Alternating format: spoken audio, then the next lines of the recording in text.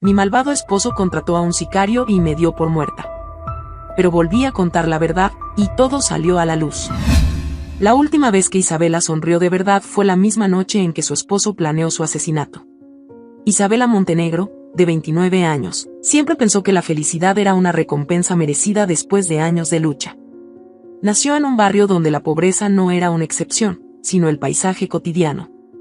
Hija de una madre ausente y de un padre alcohólico que prefería perderse en botellas baratas antes que enfrentar la vida, creció observando el mundo desde una ventana rota y con hambre de algo más que comida.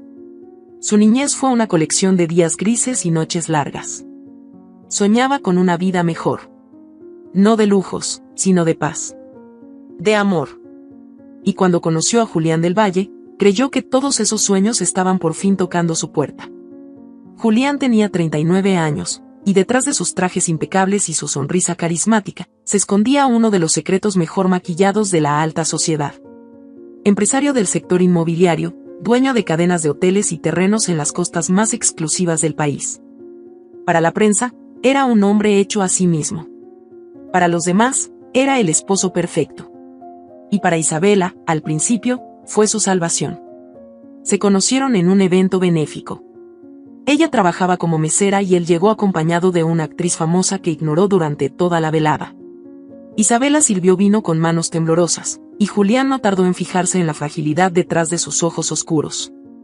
Le ofreció su tarjeta, una cena, una promesa. En menos de 6 meses estaban casados. Una boda en la playa, una luna de miel en Grecia, un hogar decorado por diseñadores italianos. Todo era perfecto, o eso parecía. La mansión en la que vivían era fría. Perfecta para fotografías, pero sin alma. Las paredes no tenían historia. El jardín estaba siempre impecable, pero nadie lo tocaba. Ni siquiera ella. Julián había construido una vida donde todo estaba bajo control, incluso los sentimientos. Decía amar a Isabela, pero la vestía como si fuera su muñeca personal. Le compraba ropa, elegía sus colores, sus zapatos, sus peinados. Al principio, ella lo confundió con atención. Luego, entendió que era una forma más de encierro. «Póntelo, te hace ver sofisticada», le dijo una mañana, dejando sobre la cama un vestido beige con detalles dorados. «Y no me gusta ese color, me siento apagada», respondió ella, con voz baja, como quien pide permiso para pensar. «Y no se trata de lo que te gusta, Isa. Es lo que transmite. Una mujer como tú tiene que representar elegancia, no vulgaridad», afirmó él, mirándola con una sonrisa que no alcanzaba a sus ojos. Esa fue la primera vez que Isabela sintió que algo no estaba bien. La segunda, fue cuando descubrió las llamadas. Eran conversaciones en clave. Nombres que no conocía. Llamadas de madrugada, que Julián negaba haber contestado. Y una habitación, en el tercer piso de la casa, que él le tenía prohibido abrir. «¿Qué hay ahí arriba, Julián?», preguntó una tarde, mientras tomaban café en la terraza. «Documentos. Negocios». «Nada que deba preocuparte», respondió, sin levantar la vista del periódico. «Soy tu esposa. Deberías saber qué haces. Y eres mi esposa porque sabes cuándo quedarte en silencio. No cambies eso». Isabela tragó saliva, fingiendo una sonrisa. Esa noche lloró en silencio, abrazada a su almohada, mientras Julián dormía con la respiración tranquila de quien cree tenerlo todo bajo control. Fue Camila, su hermana menor, quien plantó la primera semilla de duda en su corazón. Camila tenía 25 años y vivía sola desde los 18. Trabajaba como maquilladora independiente y jamás confió en Julián. «¿Por qué siempre estás tan callada, Isa? ¿Desde cuándo dejaste de reírte como antes?» «Estoy cansada, eso es todo», respondió Isabela, en una de sus pocas salidas sin escolta. «¿Cansada o asustada?» «Porque yo veo a una mujer que no reconoce su reflejo. Y eso no es amor». La conversación fue breve. Julián había llamado 3 veces. Isabela tenía que volver. Y aunque se despidió de su hermana con un beso apurado, una duda comenzó a formarse como una sombra dentro de ella. Días después, la sombra se volvió grito. Mientras organizaba su vestidor, encontró un sobre escondido entre camisas que nunca usaba. Dentro, documentos bancarios a nombre de una tal Lucía Cabrera, Una mujer fallecida 3 años atrás en circunstancias poco claras. La cuenta estaba activa. Movimientos recientes. Transferencias a empresas fantasma. Isabela sintió el mundo temblar bajo sus pies. Intentó mantener la calma, pero sus manos temblaban mientras guardaba los documentos de nuevo. Esa noche no durmió. Fingió dolor de cabeza. Julián la observaba en silencio. La mañana siguiente fue peor. ¿Dónde estuviste anoche?, preguntó Isabela mientras él se ajustaba la corbata. Trabajando. Reunión de última hora. Y no entraste a la habitación hasta las 3 de la madrugada. Te vi por la ventana. ¿Me estás vigilando, Isa? ¿Debería? El silencio fue el castigo. Él se acercó y le acarició el rostro con ternura forzada. Te amo, Isa. Pero a veces olvidas quién eres en esta casa.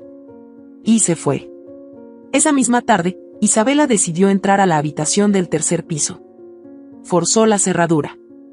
Adentro, encontró estanterías llenas de carpetas, fotografías de propiedades en otros países, pasaportes falsos. Pero lo más aterrador fue una libreta de anotaciones, nombres, fechas, montos. Negocios ilegales. Lavado de dinero. Y al fondo, un nombre subrayado, Valentina Suárez, identidad B. El corazón de Isabela latía tan fuerte que no escuchó cuando Julián entró a la casa. Por poco no la encuentra allí. Alcanzó a salir, esconder la libreta bajo su ropa y fingir estar dormida en el sillón. Horas después, mientras tomaban vino, Julián la miró con una expresión suave. Como si todo fuera normal. He estado pensando. Nosotros necesitamos un descanso. Un tiempo para nosotros. Nada de teléfonos. Nada de estrés. ¿Qué dices si vamos a la cabaña en el paraíso este fin de semana? Solo tú y yo. Como en los viejos tiempos. Tú y yo. Lejos del ruido. Isabela sintió el miedo trepar por su espalda. Sabía que Julián ya sospechaba. Y ahora, la estaba aislando. Pero debía fingir. Debía sobrevivir. Suena bien, dijo, con una sonrisa forzada. Esa noche, llamó a Camila desde un teléfono público. Le entregó la libreta, le pidió que la escondiera, que la protegiera con su vida. Y le dijo algo que Camila nunca olvidaría. Si no regreso, ya sabes qué hacer. 2 días después, viajaron a la cabaña. Julián estaba más amoroso que nunca. Cocinó para ella, le llevó flores silvestres, le puso música que le gustaba. Era todo lo que ella había deseado, demasiado tarde. Te amo, Isa. Lo nuestro puede comenzar de nuevo, solo tú y yo. Lejos del ruido. Ella lo miró. No respondió. Solo asentía con la cabeza. Esa noche, mientras fingía dormir, lo escuchó hablar por teléfono, con voz baja, casi susurrante. Está lista. Hazlo esta noche. El tiempo pareció congelarse. Isabela abrió los ojos, sin moverse. Su cuerpo temblaba por dentro. Sabía que si corría, moriría. Si hablaba, moriría. Solo tenía una opción, fingir hasta el último segundo. Pasaron los minutos. El silencio era espeso. Afuera, los grillos cantaban como si todo fuera normal. Y entonces, la puerta de la cabaña crujió. Una sombra entró. Isabela apenas alcanzó a ver un destello metálico. Luego, todo fue oscuridad. Un disparo. Silencio. Fundido a negro. El disparo quebró la noche como un relámpago seco. La cabaña, envuelta en sombras, volvió a sumirse en un silencio denso, como si el bosque mismo contuviera el aliento. El cuerpo de Isabela yacía inmóvil sobre el suelo de madera. El sicario no se detuvo a revisar. Solo recogió la pistola con manos enguantadas, se aseguró de que la sangre manchara la alfombra, una escena limpia, directa, sin testigos, y se marchó sin una palabra. Afuera, Julián esperaba dentro de su camioneta, con el motor en marcha y una expresión vacía en el rostro. El asesino asintió, y Julián encendió un cigarro. ¿Listo? Hecho, respondió el hombre, sin mirarlo. La camioneta se alejó en la noche, tragada por la carretera como si nada hubiera ocurrido. Al amanecer, el cuerpo de Isabela no estaba donde había caído. Un perro callejero fue el primero en encontrarla, olfateando la sangre como si reconociera un dolor humano. Luego apareció una figura entre los árboles, un hombre de barba larga, ropa gastada y botas rotas. Caminaba con lentitud, llevando un machete en la cintura y una mirada antigua. Se llamaba Don Román y vivía solo, en una vieja choza a 5 kilómetros del último pueblo visible en un mapa. Cuando vio a la mujer, pensó que estaba muerta. El disparo no había sido certero, la bala le había rozado el cráneo, dejándola inconsciente, al borde de la muerte. Román la cargó sin dudarlo, murmurando palabras que nadie oía. «Todavía respiras. Eres una necia, pero estás viva». La llevó hasta su casa, la acostó en un colchón viejo, le limpió la herida, le aplicó alcohol, improvisó una venda. Durante 2 días no abrió los ojos. Luego, solo murmuraba cosas sin sentido. Mientras tanto, en la ciudad, los noticieros abrían sus programas matutinos con la tragedia del año. Lamentamos informar el fallecimiento de Isabela Montenegro de Del Valle, esposa del empresario Julián Del Valle, quien habría sido encontrada muerta en una cabaña en El Paraíso. Las autoridades manejan como principal hipótesis el suicidio por depresión severa. Julián apareció en televisión, con lágrimas que parecían sinceras, hablando de su amor, de su dolor, de la tristeza de ver a su esposa caer en un pozo del que no pudo salir. La gente lo consolaba en redes sociales. Algunos lo llamaban valiente. Otros, mártir. Yo nunca pensé que el amor de mi vida elegiría rendirse así, dijo ante las cámaras, con voz quebrada. La prensa tragó la historia como un trago dulce. Ningún periodista cuestionó. Nadie preguntó por qué no hubo autopsia pública, por qué el cuerpo fue incinerado tan rápido, por qué Camila Montenegro, la hermana de la fallecida, no fue vista en el funeral. Porque Camila ya no podía hablar. Ella sabía. Tenía la libreta. Tenía la verdad. Y estaba dispuesta a gritarla al mundo. Intentó hacerlo. Contactó a un periodista de investigación, citándolo en una cafetería. Pero nunca llegó. Fue interceptada por 2 hombres vestidos de blanco, que le hablaron de forma amable y la subieron a una ambulancia. Dijeron que era por su bien. Horas después, Camila despertó en una cama de metal, atada de pies y manos, con un psiquiatra observándola desde un rincón. Episodio psicótico agudo con delirios persecutorios, anotó el doctor, mientras ella gritaba que su hermana no estaba muerta, que Julián era un asesino. La clínica donde fue internada era privada, con muros altos y médicos bien pagados. Nadie entraba sin permiso. Nadie salía. Julián se encargó de todo. Incluso de la medicación. En el monte, Don Román observaba cada día a la mujer dormida. No preguntaba por su historia, pero la intuía. Sabía del miedo. Él también lo había visto antes. En los ojos de su hija, antes de que la mataran. Te pareces a ella, la misma cara de no haber terminado la historia. Isabela abrió los ojos tras 15 días. No dijo nada. Solo miró el techo, luego al hombre que estaba junto a ella, luego sus propias manos.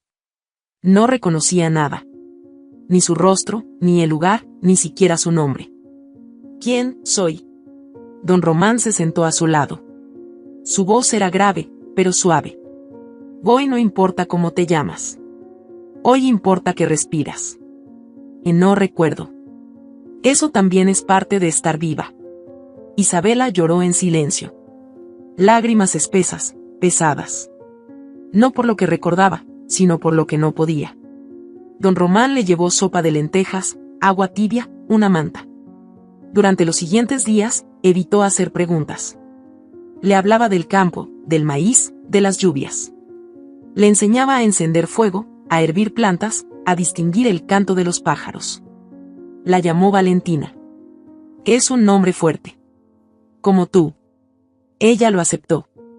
No tenía razones para rechazarlo.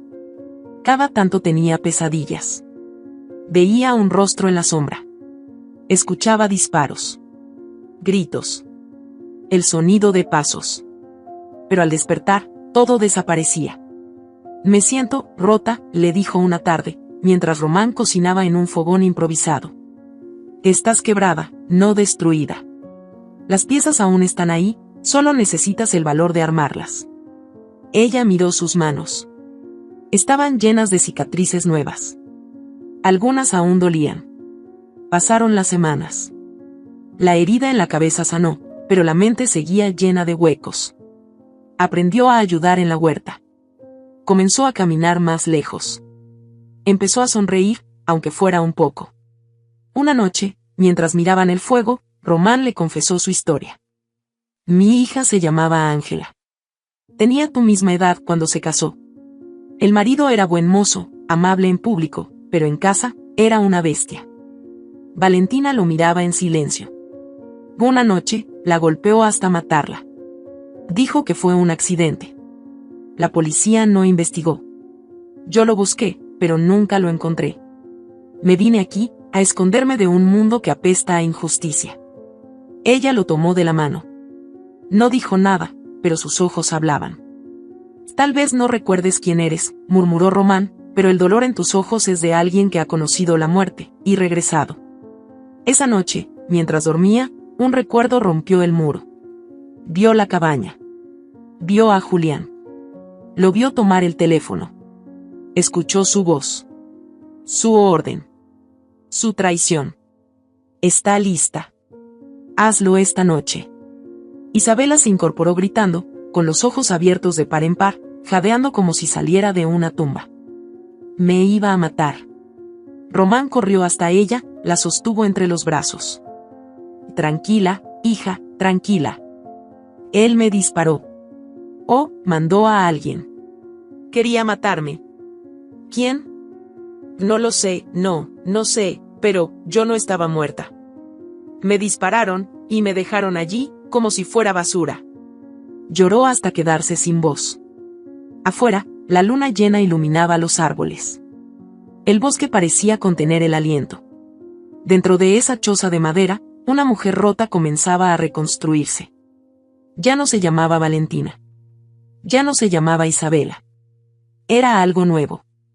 Algo que nadie aún entendía, ni siquiera ella. Pero una cosa sí sabía, estaba viva. Y la verdad también. Faltaba contarla. Aunque costara sangre. El fuego crujía. La guerra apenas comenzaba.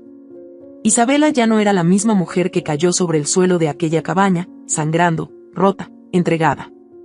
Esa mujer había muerto. La que ahora respiraba, pensaba y caminaba descalza por los senderos del bosque, era otra. No más víctima. No más silencio. Su rostro seguía marcado por la herida. Una línea delgada cruzaba su cuero cabelludo, oculta bajo el cabello, como un tatuaje de advertencia. Estuviste al borde, pero regresaste. Don Román la miraba con una mezcla de orgullo y temor. Sabía que ella no se quedaría mucho más. Lo veía en su manera de observar el horizonte, como si allá lejos hubiera algo que necesitaba destruir. No deberías volver, le dijo, mientras partían pan sobre la mesa de madera. No tienes idea de lo que ese hombre es capaz. Por eso debo volver, respondió ella, con voz firme. Don Román la observó en silencio. Yo te salvé, muchacha. Pero si regresas sin estar lista, él te va a terminar de matar. Ya lo intentó, y falló. A la mañana siguiente, Isabela se fue. Llevaba una mochila con algo de ropa vieja, una carpeta con notas que había escrito en los últimos días y una identidad falsa que don Román le ayudó a conseguir a través de un amigo que aún le debía favores del pasado. Ahora se llamaba Valentina Suárez, con papeles sellados, número de cédula y hasta un historial médico armado. Román le dio su bendición con un susurro apenas audible. Ve, pero no te olvides quién eres. Y nunca, nunca pierdas la rabia. Valentina asintió. Tomó el autobús más próximo al amanecer y dejó atrás el monte. Al llegar a la ciudad, lo primero que sintió fue asco. Anuncios de Julián en espectaculares. Rostros de políticos corruptos sonriendo junto a niños que no conocían. Camiones de basura vomitando podredumbre. Mujeres corriendo tras horarios imposibles. Gente caminando sin mirar a los ojos. Tomó una habitación en una pensión barata, donde nadie hacía preguntas. La cama olía a humedad y los muros eran tan delgados que escuchaba cada palabra de la pareja que discutía en la pieza de al lado. Pero no se quejaba. Estaba viva. Y tenía un plan. Durante semanas, se hizo pasar por periodista. Se acercó a colectivos de mujeres, a asociaciones que buscaban desaparecidas, a madres con pancartas en las plazas. Escuchaba sus historias. Tomaba notas. Grababa audios. Les decía que era parte de un proyecto documental llamado Voces sin nombre. El nombre le dolía como una herida abierta. Porque ella también fue una voz que nadie escuchó. Fue en una marcha que lo descubrió. Iban pasando frente a un tribunal cuando una mujer gritó un nombre que le hizo crujir el alma. Del Valle también está detrás de esto. Él financia las clínicas donde desaparecen nuestras hijas. Valentina se acercó. ¿Qué dijiste? Ese hombre, Julián del Valle, puso dinero en una supuesta red de rehabilitación. Pero ahí meten a las que denuncian. A las incómodas. Las dopan, las sacan del mapa. Mi hermana estuvo ahí. Y ahora, nadie sabe dónde está. El corazón le golpeaba el pecho como un tambor de guerra. Julián no solo la había querido matar. Estaba involucrado en algo mucho más profundo. Algo que no tenía que ver solo con ella. Algo sistémico, estructurado. Una red. Esa misma noche, Valentina comenzó a grabar entrevistas. En su habitación había convertido un armario en improvisado estudio de edición. Con una cámara prestada, grababa a mujeres con historias similares. Cada testimonio era una cicatriz colectiva. Descubrió que Julián había invertido en un conjunto de fundaciones de fachada. Una de ellas tenía conexiones con clínicas psiquiátricas donde las pacientes molestas desaparecían. El nombre de una clínica apareció repetido varias veces: Instituto de Salud Integral San Gabriel. Al buscar su dirección, sintió un escalofrío. Era la misma clínica donde, en su antigua vida, Julián decía que llevaban a los casos extremos. Y fue entonces cuando pensó en su hermana. Camila. La había dejado con la libreta. No había vuelto a saber de ella. Ninguna llamada, ninguna señal.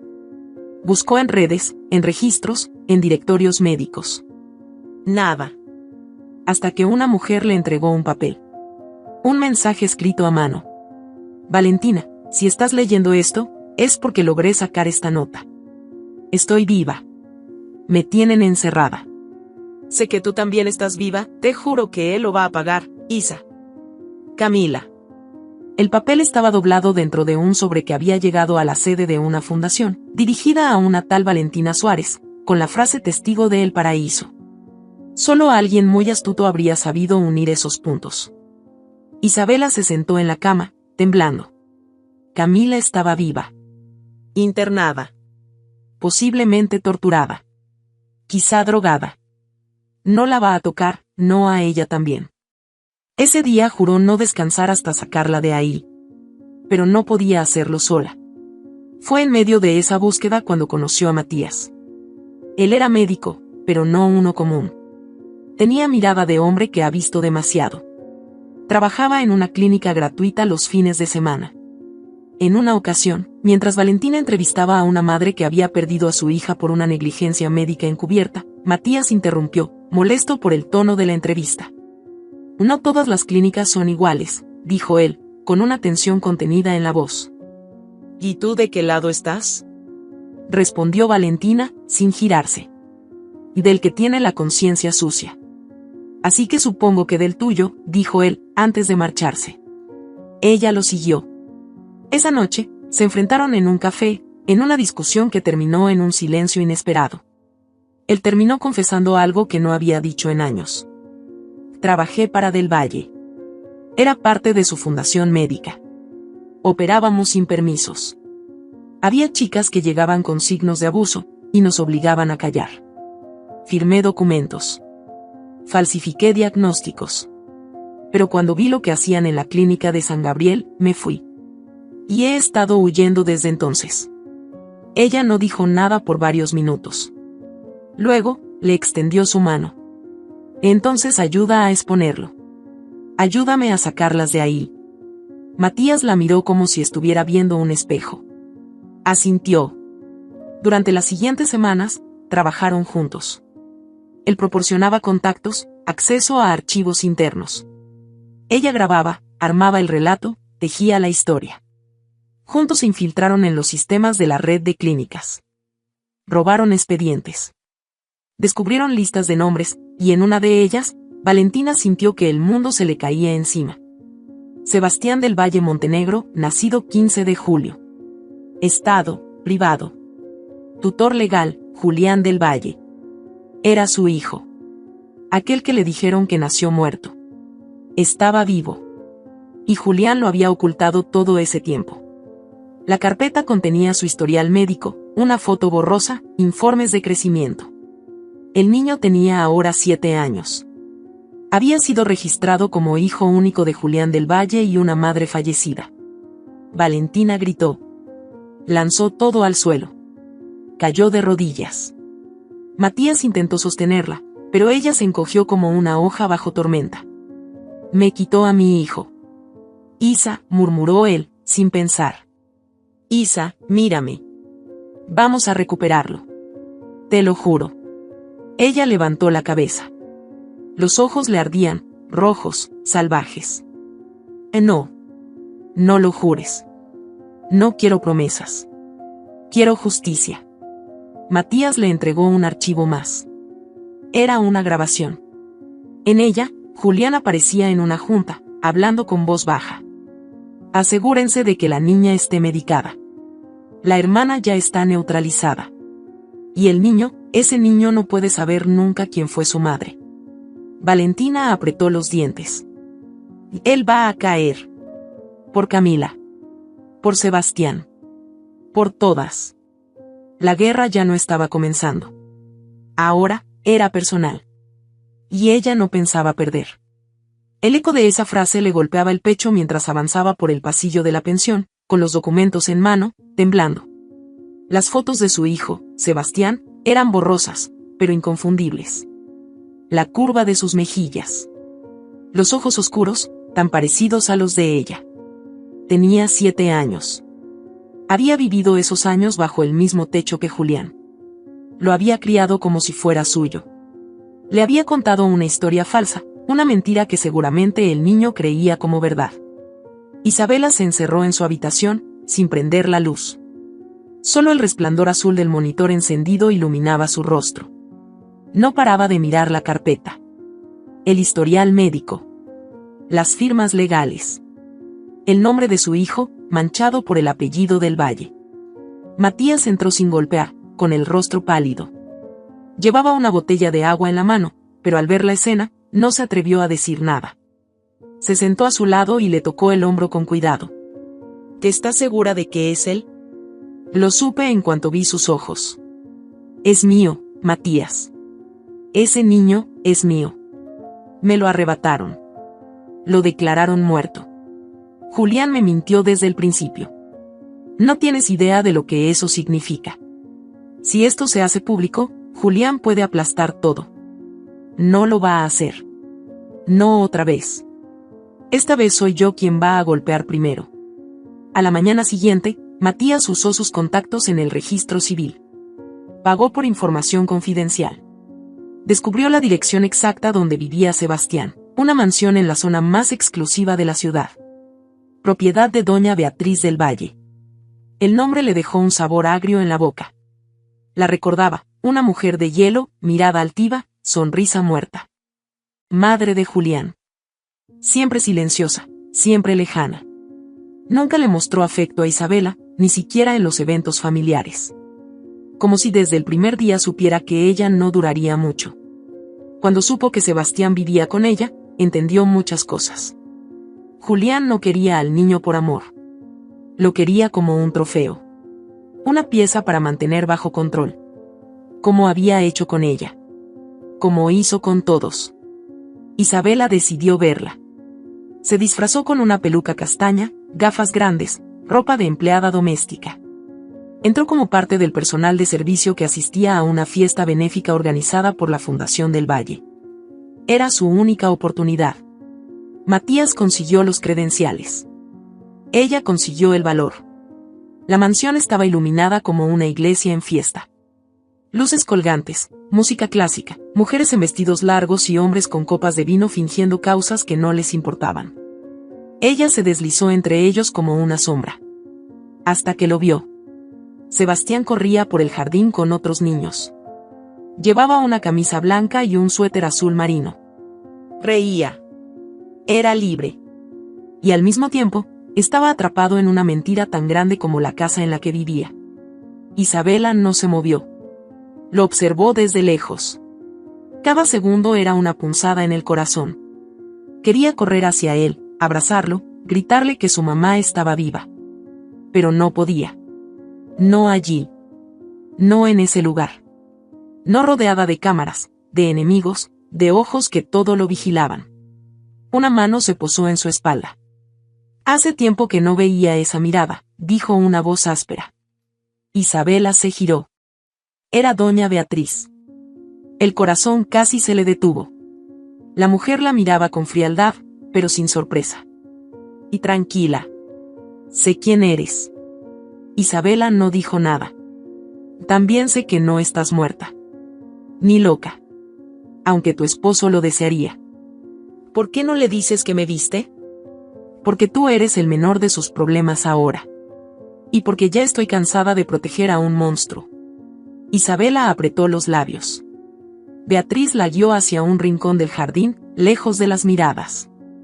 Y mi hijo fue una bestia desde joven. Era violento. Controlador. Cruel. Cuando lo enfrenté, me quitó todo lo que tenía. Me dejó a cargo del niño porque sabía que conmigo estaría a salvo, por ahora.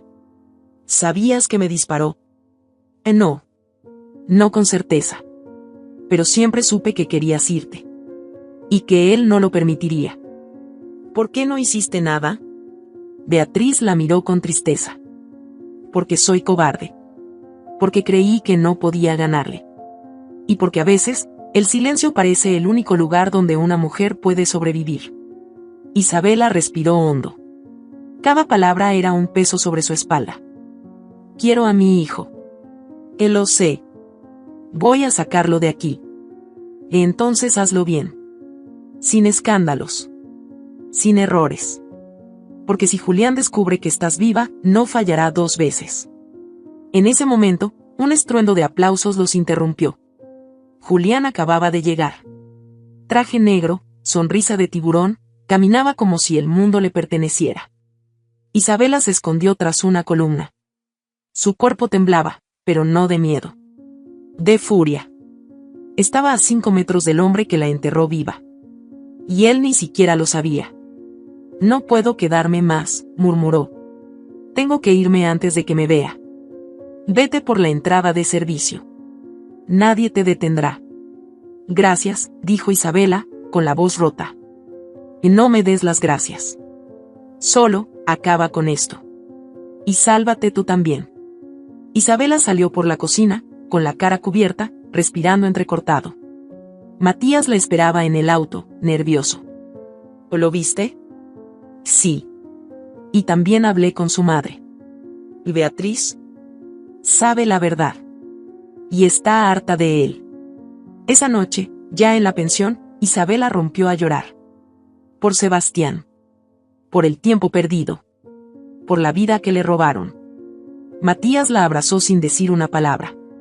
En otro rincón de la ciudad, Julián se sentó en su despacho, bebiendo whisky. Había algo que no le cuadraba. Una sensación. ¿Tú sentiste eso? Preguntó a su asistente. Como si el aire cambiara. Como si alguien estuviera aquí, pero no pudiera verla. ¿A qué te refieres? No lo sé. Pero ella está cerca. Al día siguiente, Julián recibió un enlace anónimo en su correo privado. Al hacer clic, un video comenzó a reproducirse. Una voz femenina narraba sobre mujeres desaparecidas.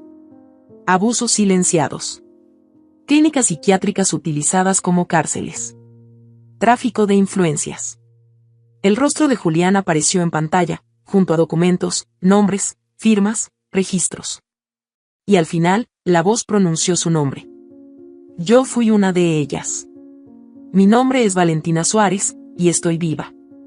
Julián se levantó de golpe, derramando el vaso. Es ella, susurró. Está viva. Su rostro cambió. Ya no era el de un esposo viudo. Era el de un cazador que acababa de ver la sombra de su presa. Y ahora, comenzaría la cacería. Julián no gritó, no rompió nada. Solo se quedó sentado en su despacho, con los ojos clavados en la pantalla congelada, en ese segundo exacto donde la mujer del video, esa Valentina Suárez, pronunciaba su nombre con la calma de quien ha regresado del infierno. Movió apenas un dedo y marcó un número que tenía guardado como L. Y ella está viva, dijo sin rodeos. ¿Estás seguro? La voz. El ritmo.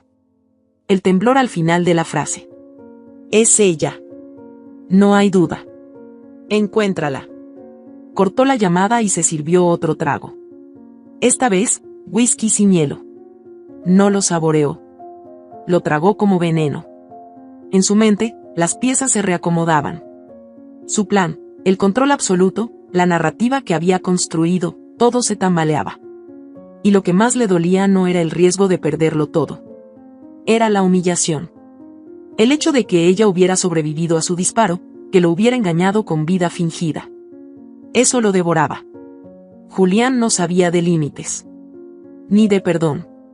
Lo primero que hizo fue rastrear las conexiones digitales del video. Tenía hackers en nómina. Programadores que sabían borrar y cazar. Tardaron 3 horas en rastrear la IP hasta una red pública de una fundación feminista del centro. Julián sonrió. Sabía que no era un error. Sabía que ella lo había hecho así para provocarlo. Eres valiente, y estúpida, susurró. La siguiente pista le llevó al pasado, don Román. Uno de sus hombres había conseguido una fotografía filtrada de una de las cámaras de la fundación. En el fondo, detrás de una de las entrevistadas, una sombra familiar, la del anciano que vivía cerca de la cabaña. El mismo que había tenido problemas legales años atrás por agredir a un hombre que golpeaba a su esposa. Julián no lo pensó. Tomó su auto y condujo él mismo hacia la zona rural donde casi la había matado. El bosque estaba más denso que antes. El calor del mediodía pegaba como castigo sobre el parabrisas. La cabaña de Román seguía en pie. Rota, vieja, pero viva. Como él. Román abrió la puerta sin sorpresa. Sabía que vendrías, dijo, sin miedo. ¿Dónde está? ¿Quién? No juegues conmigo. Román lo miró con un odio que no había podido usar cuando su hija fue asesinada. Te debería matar aquí mismo. Y te harías un favor. Pero no a ella. No la voy a entregar. No tienes que hacerlo, dijo Julián, y le arrojó un sobre con una foto. Ya sé que es Valentina Suárez. Ya sé dónde vive. Pero quiero que sepas algo, si hablas, si respiras su nombre otra vez, tu cadáver será tan invisible como el de tu hija. Román apretó los puños, el rostro rojo, los labios tiesos. Un zumbido comenzó a nacerle en el pecho. Julián se dio la vuelta, satisfecho. Caminó hacia su auto. Antes de entrar, se detuvo. Y dile que su hijo ya no pregunta por ella. A los 5 minutos de que el motor del coche se perdiera entre la vegetación, Román cayó de rodillas. Su brazo izquierdo se endureció. El corazón le palpitaba como si le golpearan el pecho con una piedra. Intentó llegar a la mesa. No lo logró. El infarto fue rápido. Pero no lo suficiente como para impedirle dejar una carta. 2 días después, esa carta llegó a las manos de Isabela. Matías la había recogido en una pequeña estación postal donde Román enviaba sus cosas en sobre sin remitente. Adentro, junto a una nota escrita con letra temblorosa, había un pendrive. Y en él, lo impensable, grabaciones. Grabaciones de llamadas entre Julián y varios políticos, policías, jueces. Hablaban de pagos, de desapariciones, de mujeres internadas por denunciar. Incluso había una mención a una red de explotación infantil que usaba clínicas como fachadas. Isabela no pudo contener el llanto. Román lo había dado todo. Su casa. Su silencio. Su vida. Matías bajó la mirada. La culpa se le marcaba en la frente. Murió por cuidarte. Murió porque Julián no soporta no controlar. Pero esto lo va a hundir. Comenzaron a compilar el material. A organizarlo en segmentos. El documental debía estar listo pronto.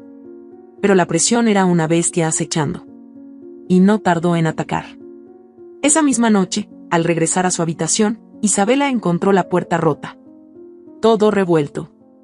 La cama cortada con navaja. La computadora destruida. Una palabra escrita con pintura negra en el espejo, ya. Matías llamó a la policía, aunque sabía que era inútil. Fingieron revisar, pero al ver que no había testigos, cerraron el caso como intento de robo sin pruebas suficientes. Nadie preguntó por la amenaza. Isabela ya no dormía. Se turnaban con Matías para vigilar. Comían poco. Vivían en alerta. Mientras tanto, en la clínica San Gabriel, Camila seguía dopada. El nuevo medicamento era más fuerte. Veía borroso. A veces olvidaba su propio nombre. Pero su rabia la mantenía cuerda.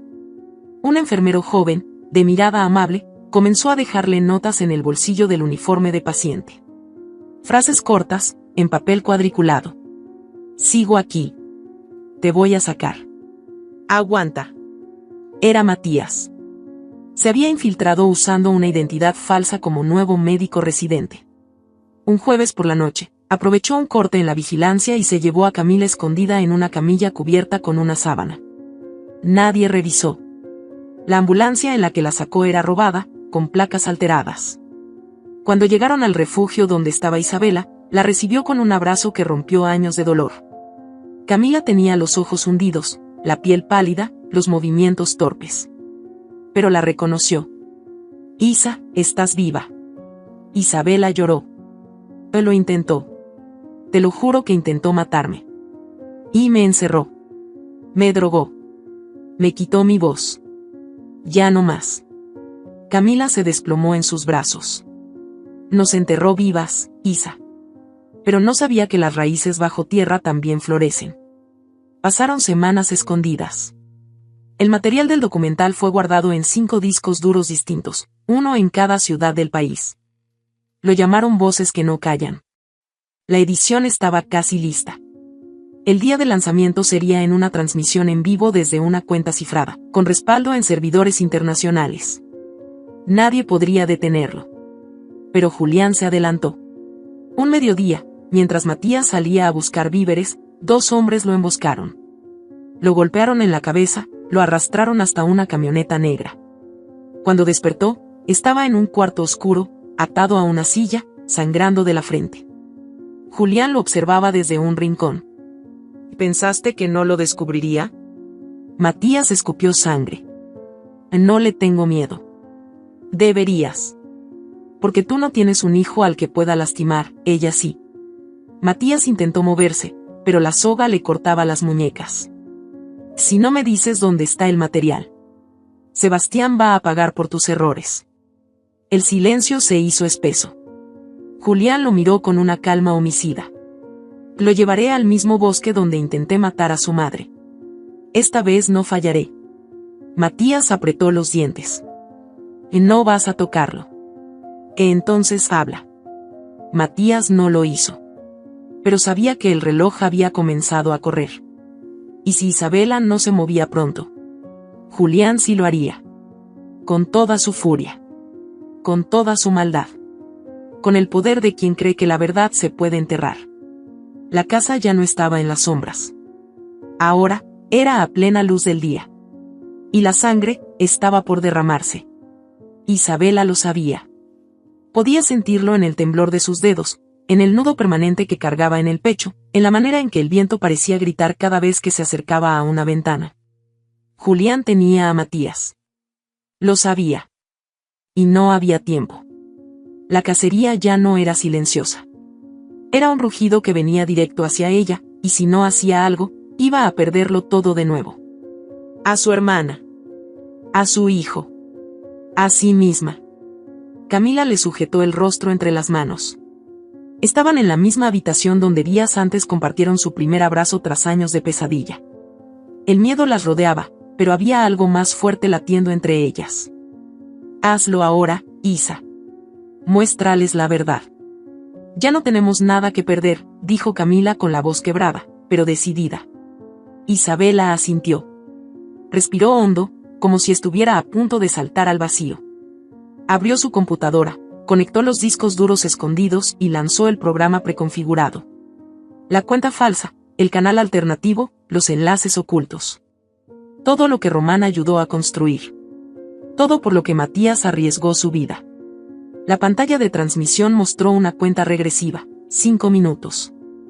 Las manos de Isabela temblaban. Pensó en Matías atado, en Sebastián jugando sin saber quién era su madre, en Julián volando alto creyéndose invencible. Pensó en todas las mujeres cuyas voces fueron silenciadas. Y se aferró a una sola idea: esta vez, la verdad no sería enterrada. Camila la abrazó antes de que comenzara. Por nosotras, y por las que no pudieron gritar. La transmisión inició. La pantalla se volvió negra. Una voz habló. Durante años, las víctimas fueron calladas. Ocultadas. Llamadas locas. Silenciadas por un sistema podrido. Yo fui una de ellas. Y esta es mi historia. El video mostró a Isabela, o mejor dicho, a Valentina Suárez, sentada frente a la cámara. Su rostro en sombras. Su voz firme. Contó cómo fue manipulada por Julián del Valle, cómo fue víctima de violencia psicológica, cómo descubrió su red de corrupción, cómo la intentaron matar, cómo sobrevivió. Luego, comenzaron las pruebas. Grabaciones filtradas. Conversaciones telefónicas con jueces, médicos, fiscales. Imágenes de mujeres golpeadas en clínicas psiquiátricas. Testimonios en video de madres con hijas desaparecidas. Documentos legales con firmas falsificadas. Fotografías de propiedades compradas con dinero lavado. Historias. Nombres. Fechas. Rostros. Y luego, finalmente, el nombre, Julián del Valle. La imagen de Julián apareció en pantalla. Sonriendo. Con trajes caros. Con copas de vino. Rodeado de políticos. Detrás de esa sonrisa, la verdad. La voz de Valentina narró que este hombre es responsable de la desaparición de más de 36 mujeres. De internar con violencia a quienes se atrevieron a hablar. De utilizar clínicas para encubrir violaciones. De robarme a mi hijo, y de querer matarme. Las redes estallaron. El nombre de Julián del Valle fue tendencia en cuestión de minutos. Cadenas internacionales compartieron el video. Plataformas independientes lo replicaron. Grupos feministas lo inundaron. La verdad ya no podía ser contenida. Isabela, aún frente a la computadora, tenía lágrimas corriéndole por las mejillas. Román, lo logramos, susurró. Al otro lado de la ciudad, en una sala fría, Julián rompía una pantalla contra la pared. Localicen esa señal. Ciérrenla. Ahora. Su equipo técnico lo intentó todo. Pero la transmisión ya estaba en servidores internacionales. Imposible de bajar. Y lo peor, la Interpol ya había visto el contenido. El teléfono sonó. Julián contestó con voz agitada. Del Valle. Hable. El aeropuerto está cerrado para usted. Tiene una orden de captura internacional. El aire le desapareció. Caminó hacia la puerta con furia. Salió escoltado por 2 hombres de confianza, pero al llegar al hangar privado, ya lo esperaban 5 agentes. Señor del Valle, queda detenido por crímenes de lesa humanidad, abuso de poder, lavado de dinero, tráfico de personas, intento de homicidio. Esto es un error. Es una campaña en mi contra. Esa mujer está loca. Está loca. Lo esposaron. Él gritó. Luchó. Nadie lo escuchó. Esta vez, su voz era la que no valía nada.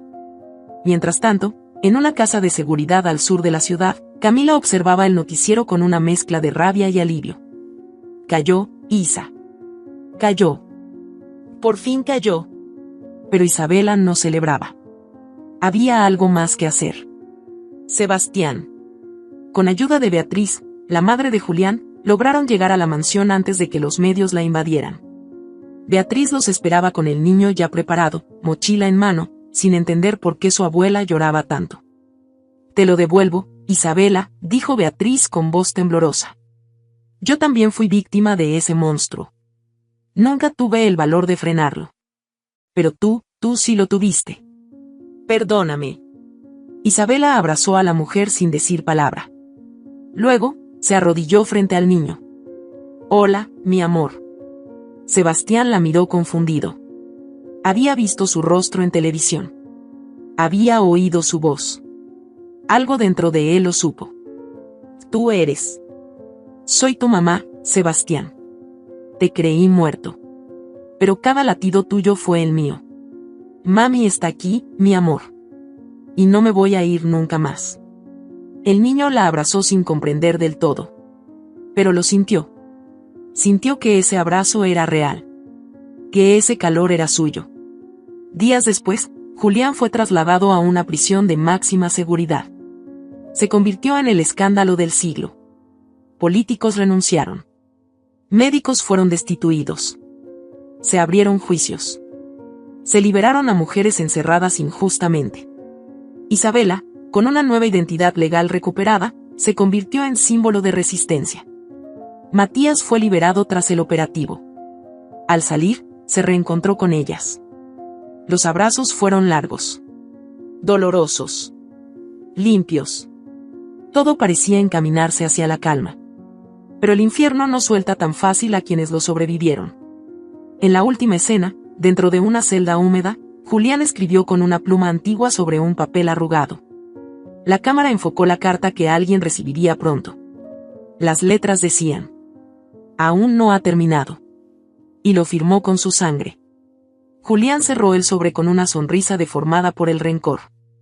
La tinta mezclada con el corte de su dedo hacía que la carta pareciera una amenaza ritual, como si con ella invocara a algo más oscuro que él mismo. Caminó hacia el pequeño hueco de la celda donde se dejaban los sobres para revisión. Nadie lo vigilaba. Ya no lo tomaban como una amenaza. Su caída había sido demasiado pública, demasiado ruidosa. Los jueces se sentían héroes por haberlo encarcelado. Los medios ya se habían aburrido. Pero Julián, en su silencio, sabía que su historia no había terminado. 2 semanas después, ese sobre llegó a su destino. El joven que lo abrió estaba en una habitación oscura, con las ventanas cubiertas de periódicos viejos. Lo primero que hizo fue oler la carta, luego tocar el sello manchado de sangre y, finalmente, leerla en voz baja. La voz le temblaba por la emoción contenida. Mi padre pagó con la cárcel. Yo pagaré con fuego. Muy pronto, madre, te reencontrarás con el infierno. Sus labios se curvaron en una sonrisa torcida. El fuego en sus ojos no era una metáfora. Mientras tanto, a kilómetros de distancia, Isabela respiraba aire limpio por primera vez en años. El campo al que se había mudado con Sebastián y Camila no estaba en ningún registro público. Lo compró bajo el nombre de la fundación que ahora lideraba, Raíces de Libertad. Era una casa de madera, sencilla, rodeada de árboles, donde el canto de los pájaros y el olor a tierra húmeda reemplazaban el bullicio de la ciudad. Allí, Sebastián podía correr descalzo, gritar, reír. Allí, Camila podía dormir sin sedantes. Y allí, Isabela estaba, por fin, en paz. Cada mañana, cocinaban juntas. Cada tarde, hacían videollamadas con otras mujeres que habían sido parte del documental. Muchas de ellas ahora trabajaban para la fundación. Daban talleres, brindaban apoyo legal, recogían denuncias. El documental Voces que no callan seguía recorriendo el mundo, traducido a otros idiomas, replicado en congresos, universidades, foros. Isabela se convirtió en símbolo, en referente. Aunque a ella no le interesaba ser figura. Solo quería sanar. Ese deseo de sanar la llevó al cementerio, un lunes gris. La lápida de Don Román estaba decorada con flores silvestres. Isabela llegó sola, con una carta en la mano. No era para él. Era para ella. Se sentó frente a la tumba, cruzó las piernas y leyó en voz alta. Te debía esto. Un cierre. Un comienzo. No sé cómo decir gracias a alguien que me dio todo sin pedir nada. Salvaste mi vida, me diste tiempo, me diste valor. No eres parte de mi sangre, pero fuiste la única familia que tuve cuando más lo necesité. Hoy estamos bien. Sebastián sonríe. Camila ya no tiembla por las noches. Y yo empiezo a reconocerme en el espejo. Don Román, donde estés, gracias. Tu lucha no fue en vano. Ahora es nuestra. Dejó la carta a los pies de la lápida. Llovía suave. Ella no se movió. Sintió que el silencio la abrazaba. Días más tarde, en la ciudad, se organizó un evento nacional para conmemorar el impacto de voces que no callan. La sala estaba llena. Había cámaras, reporteros, activistas, diplomáticos. Isabela subió al escenario con un vestido azul marino, sin maquillaje, con el cabello suelto. Llevaba un pañuelo blanco atado a la muñeca, como símbolo de resistencia. Tomó el micrófono. No hubo música. Ni presentación. Solo habló. Durante años me creí muerta. No por el disparo, sino por el silencio. El verdadero infierno no es la violencia, es que nadie escuche cuando gritas. A mí me enterraron viva. Y desde esa tierra oscura, aprendí que la verdad, cuando no se puede gritar, se siembra. La verdad puede ser enterrada, pero siempre florece como semilla. Hubo un silencio reverente. Luego, aplausos. Algunos lloraban. Otros miraban al suelo. Los políticos presentes no sabían cómo reaccionar. La verdad incómoda aún los golpeaba. Isabela dejó el micrófono y bajó del escenario. Fue directo hacia Sebastián, que le esperaba con Camila entre el público. ¿Lo hice bien?, y le preguntó al niño. Fuiste increíble, mamá. Esa noche, celebraron en casa con arroz con leche. Camila preparó un brindis improvisado con jugo de manzana. Y por don Román, por la verdad y por el futuro, dijo. Chocaron los vasos. Rieron. Fue una noche ligera, suave. Como si el mundo, por una vez, no pesara. Pero en otra casa, en otra ciudad, alguien colgaba una fotografía sobre un tablero. Era una imagen de Isabela. Al lado, otra de Sebastián. Al lado, Camila. Y en el centro, escrita con tinta roja, una palabra, deuda. El joven cerró las cortinas, encendió una vela y repitió una frase como si fuera un mantra. No habrá redención sin venganza. En el campo, Isabela miró por la ventana sin saber por qué le temblaba el pecho. Como si el aire trajera un susurro lejano. No era miedo. Era instinto. Sabía que la verdad nunca muere. Pero tampoco el odio. El eco de la verdad podía salvar. O advertir. Y el infierno no siempre se queda cerrado. Si esta historia te ha gustado, te invito a que me dejes en comentarios qué has sentido al escucharla, y si has pasado por una situación de engaño similar, me encantaría que compartas tu valiosa opinión. Recuerda decirme desde qué ciudad estás viendo este video. Me sentiría muy honrada si me dejas un like, compartes el video con algún amigo o familiar y te suscribes al canal. No te pierdas la próxima historia sorprendente que está apareciendo en tu pantalla en estos momentos. Tenemos entretenimiento garantizado exclusivamente para ti. Nos vemos en el siguiente video.